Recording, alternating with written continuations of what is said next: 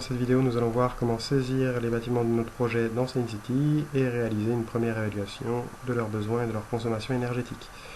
Alors je pars d'une image de référence et je viens saisir les différents éléments de mon projet. Avant ça, je vais venir me placer dans l'explorateur, accessible depuis le menu supérieur Fenêtre, Explorateur, ou directement à partir du raccourci clavier CTRL plus Tab qui permet de naviguer entre les différentes fenêtres ouvertes dans l'étude.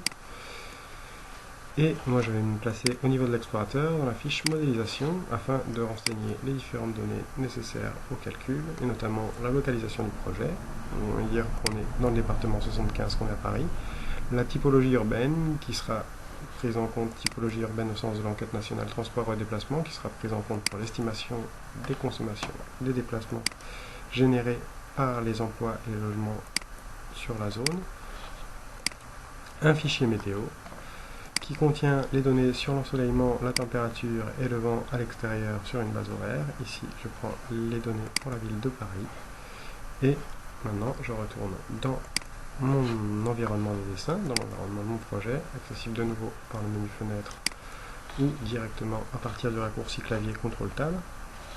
Et je vais venir saisir les différents bâtiments de mon projet. D'abord, je vais venir définir un premier lot à urbaniser. Pour ça, je viens ici cliquer, faire un clic droit sur la boîte à outils accessible ici, et je viens choisir le bouton Zone d'urbanisation. Je définis le niveau de performance énergétique cible pour les bâtiments de ma zone. Les ratios de consommation d'énergie primaire par mètre carré annuel sont indiqués, sont renseignés à titre informatif pour chacun des logements. Et je viens définir les différents éléments de mon programme que je souhaite associer à ce lot. Ça va permettre une première estimation très grossière de leur consommation et ça me permettra un contrôle suite à la saisie des différents bâtiments de mon projet. Donc je choisis de construire 2000 m² de logement. Et je viens dessiner le contour de l'eau à urbaniser. Par exemple, ici. Une fois que mon contour est dessiné, je peux maintenant commencer la saisie de mes bâtiments. Je peux commencer par exemple par les bâtiments existants. De nouveau accessible par la même boîte à outils, je lui donne un nom, bâti ex1 par exemple, et je viens lui renseigner sa hauteur, 12 mètres, et définir son contour. Donc ici, je peux repérer les bâtiments existants autour de mon projet et venir les dessiner.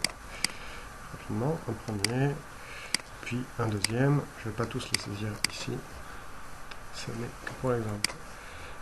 Et maintenant, je vais saisir les bâtiments projet, de nouveau accessible par la même boîte à outils. Et ici, je viens cliquer sur l'outil bâtiment.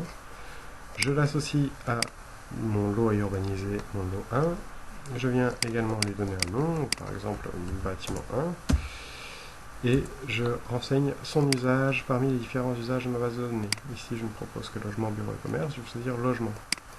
Un niveau de performance qui aura un impact sur la conductivité des parois, les performances des vitrages et notamment les performances des systèmes énergétiques. Je choisis un niveau standard, donc réglementaire. Nature des matériaux qui auront un impact sur le contenu énergie grise de mon projet. Je choisis les matériaux plastiques. Sources d'énergie grise sources d'énergie qui auront un impact sur les systèmes installés, notamment pour la production d'eau chaude et le chauffage. Si je choisis électricité, j'aurai par exemple une pompe à chaleur, dans le cas d'un logement, une pompe à chaleur RO, il semble, qui sera installée, RR qui sera installée. Et je viens faire un bâtiment R+3, et je viens créer mon contour. Si je souhaite définir un contour avec des mesures particulières, je peux, après avoir saisi le premier point de mon bâtiment, activer l'outil ici coordonnées, une petite boîte qui ressemble à une petite équerre, et je vais pouvoir venir fixer une position en X relative à mon point, en Y relative à mon point. Si j'appuie sur un touche espace, je peux fixer un angle ou une distance. Ici, je vais finir fixer une distance de 25 mètres. Une distance ici de 10 mètres.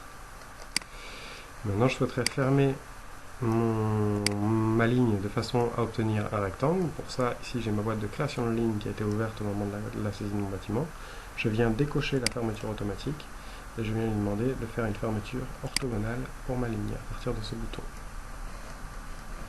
Le bâtiment est automatiquement créé. Maintenant, je vais pouvoir venir sélectionner mon bâtiment et le copier pour en créer un second. Je vais venir positionner par exemple ici.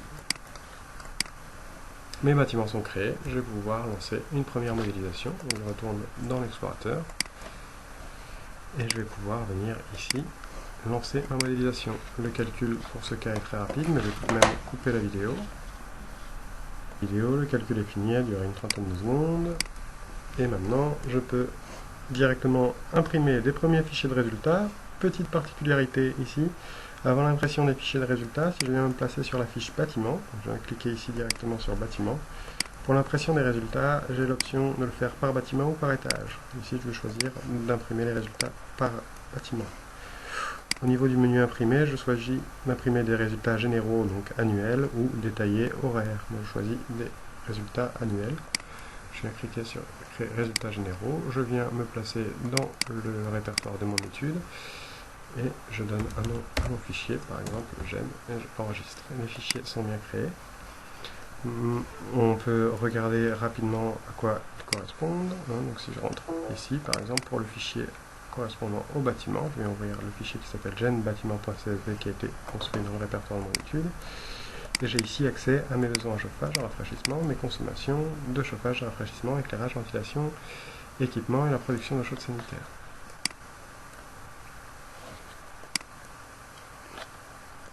Je peux également venir visualiser mes résultats en 3D. À partir de la fiche vue 3D, ici, je vais pouvoir venir choisir de modéliser, de regarder les résultats de mon calcul d'ensoleillement. Je vais pouvoir regarder les différents apports solaires de mes bâtiments, les conditions d'autonomie en éclairage naturel, et les apports solaires notamment, les besoins en chauffage également. Je peux également dans ma vue 3D choisir, donc là j'avais mis une image en référence, je peux choisir de la rendre visible, pour faire un peu d'habillage et de mettre un ciel en fond.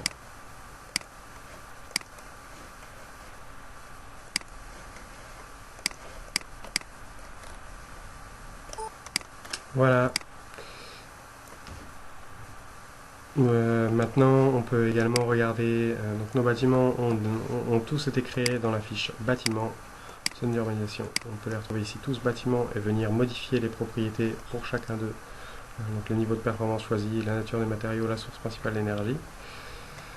On a la possibilité de les modifier également étage par étage. Donc ici je retrouve mon bâtiment 1 et je peux par exemple venir choisir de mettre un commerce au rez-de-chaussée. Les bâtiments sont automatiquement actualisés. Je vais pouvoir également venir modifier les taux de vitrage de mes différents bâtiments. Par défaut, j'ai une répartition uniforme des vitrages qui a été faite et j'ai donc ici des taux de vitrage de 24% pour un indice d'ouverture de 20%. Je pourrais choisir d'appliquer par exemple une répartition héliotrope et du coup d'avoir un taux de vitrage plus important au sud qu'à l'est, à l'ouest et au nord sur chacune de mes façades. Et regarder l'impact que ça peut avoir sur mes bâtiments. Voilà pour cette petite démonstration. Voilà.